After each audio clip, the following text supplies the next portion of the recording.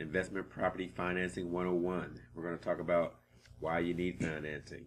The different, more specifically, the different types of financing that's available and the pros and cons of each one. So let's start off with the first one. We have using banks as a type of financing. Banks are where people most likely will go to get financing. But a bank is not very good for a beginning investor. Well, let me back up. Banks are looking for people to have loans that are 5 loans and under. Pretty much a lot of banks and a lot of mortgage companies, they're looking at, they're backed up by Fannie Mae. Fannie Mae has a guideline now that they don't want you to have more than 5 properties. So a lot of our beginning investors, they really don't have to worry about that because they have under that 5 property margin. But when you're going to a bank, the only thing that they're looking for is, first of all, your credit has to be pretty high for them to even consider you.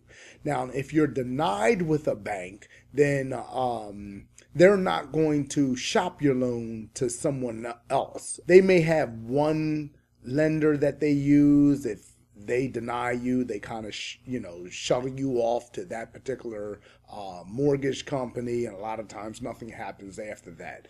A bank is a little bit harder to deal with, but some of the good things of a bank, they're going to have a lower interest rates. Their closing costs are going to be lower, and within generally a week to 2 weeks, they let you know that okay, you qualify or not.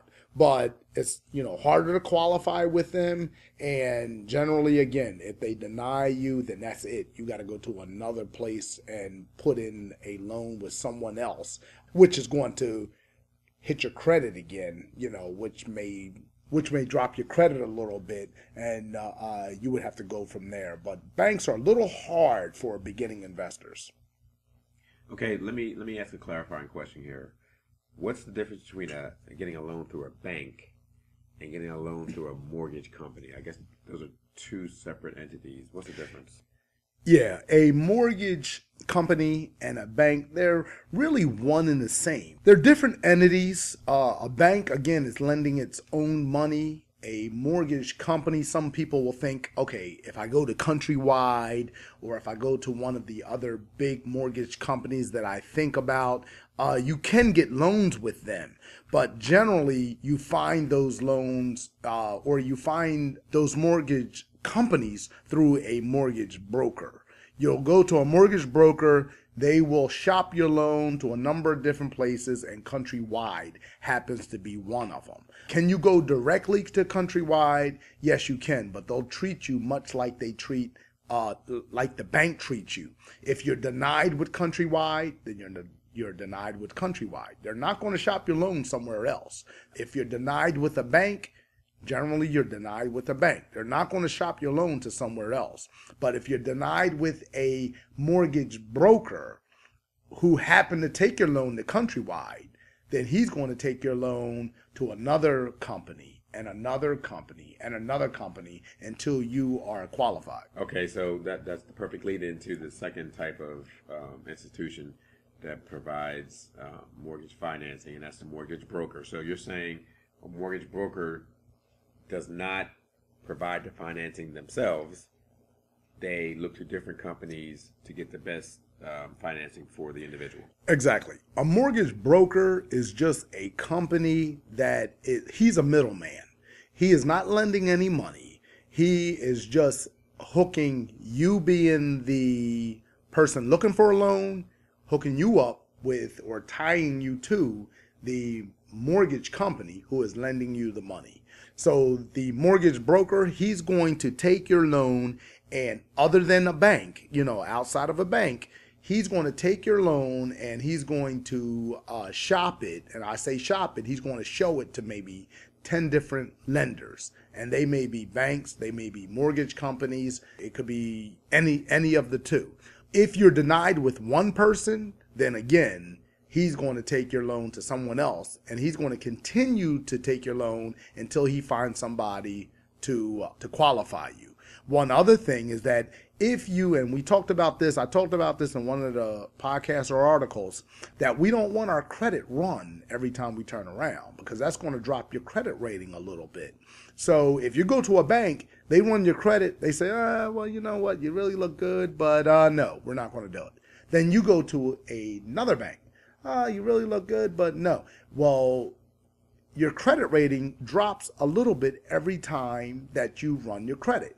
When you go to a mortgage broker, he runs your credit one time, and he's going to go to Countrywide and say, well, I already ran his credit. Here's what it looks like. Can you qualify? They may say, well, no. Then he'll go to another company, maybe Linton Financing, and they'll say, well, you know what? It looks good, but we'll have to run his credit. So they will run the credit one more time, but Countrywide never ran your credit. They went off of the mortgage broker's credit that he had ran for you, or his credit report. So the mortgage broker, you don't get as much what we call hits on your credit as you would if you went to individual places. They take care of everything for you. Okay, that makes a lot of sense.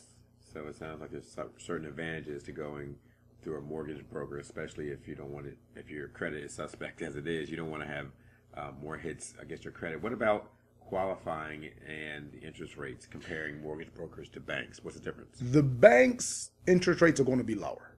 The bank's closing costs are going to be lower. The bank is the best place to go if you can qualify. Banks are really there for owner-occupant loans. Those are loans that you're going to get for a house that you're going to live in. Do banks do investment properties? Yes, they do. It's a little bit harder to get a loan with them for that. Qualifying? Qualifying is harder? Okay. Qualifying. If you go to a mortgage broker, then they're going to shop your loan to a bunch of different places that they already, because they go so-called subprime. Subprime is really hard now because with the economy that the way it is, you had banks which will give you loans on, I'll say they're on top of the table loans that we are looking to live in, and really easy investment property loans. Now, when you go subprime, those are loans that, okay, the banks wouldn't do. We got to do some other creative things to get this person qualified. Their credit rating may not be as high. They may not have as much money to put down, so there's a couple different things that are out there that the mortgage broker would be able to do. Generally, the mortgage broker, he can give you loans that the banks ordinarily won't do or can't do. So you go to a mortgage broker for something that the banks can't do. Now, of course, your interest rate's going to be a little bit higher. You're going to pay a little bit higher on your closing costs, but you'll get the loan done. See, this is important. This is what this podcast is all about, what our website is all about. A beginning investor needs to understand that the best option is probably not going to a bank.